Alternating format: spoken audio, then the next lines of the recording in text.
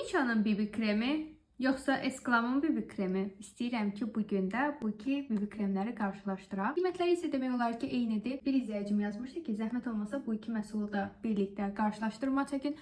Mənim üçün də çox maraqlıdır, çünki mən hər ikisini də çox bəyənirəm. Mən birinci Misha ilə başlamaq istəyirəm. Məndəki nömrəsi 27-dir. İçərisində SPF 42 var.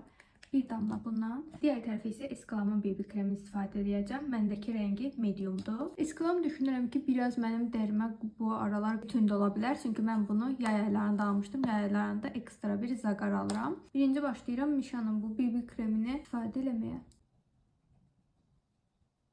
Üzdə o qədər gözəl yayılır. Elə bilin ki, yəni qaymaqdır da. Esklamın BB kremini tətbiq edək.